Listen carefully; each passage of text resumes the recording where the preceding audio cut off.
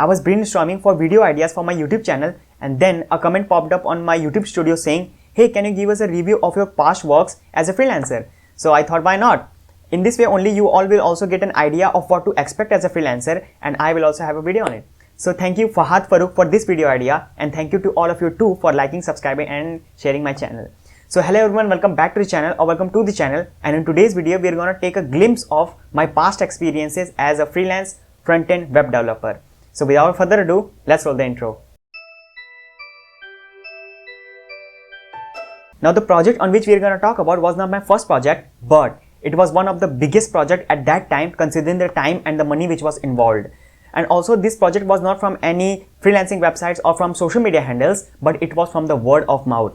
The thing is, one of my friend told someone that if they wanted a website for their business, they can contact Aditya, and lucky for me, they wanted a website for their business. So yeah, we talked about the job and then we came to a certain price, and then I started the project. It took me about a month to complete the project considering all the revisions and the other things which are involved, which I'm going to show you after a while. But it was one of the biggest mistake which I did in my whole freelancing journey, which I'm going to tell you all in the end of the video, and also I'm going to reveal the price which was involved in this project. So before that, let's take a look at the website which I made as a freelancer.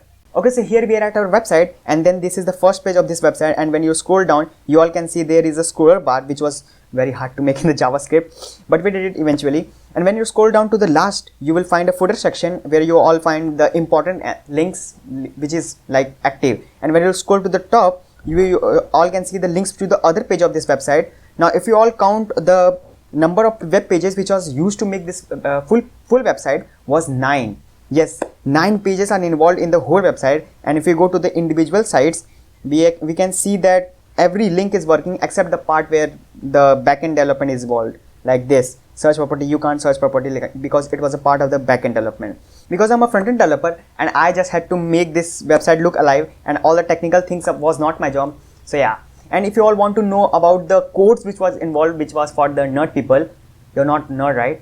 Okay, so we are like, let's go to the visual code section, where visual code app, where I had coded all the website. Okay, so this is the visual code, where in the left you all can see this is the project essentials like files and other things, which I don't think is important. But what is important are these small .html files like about.html, and which are the code files for the whole website. Now for making these websites like this and this, I used pure HTML and Sass, which was a part of for making CSS files, and then pure vanilla JavaScript. And now if you all are wondering how much the client paid me for doing this project, you all should guess down in the comment section for what I would have charged for this project. Okay, so now let's reveal the price, shall we? I took 5,000 rupees. Yes, only 5,000 rupees. You see, I was really beginner at that time of freelancing, and I did not knew that how much should I charge for this particular project, because it was relatively very big project at that time, and I did not knew how much should I have charged. And I got to know about that in the middle when I was doing the project, that I should have charged about 20 to 25,000 rupees. Yes, any professional who has done any particular work would have charged about 20 to 25,000 rupees, considering it has 9 web pages which were active. But it was too late for me to realize that I was charging way less than what should I have. But now you all know that what you should charge, like 10 to 15,000 for these type of particular websites, even if it is one of your first projects as a freelancer.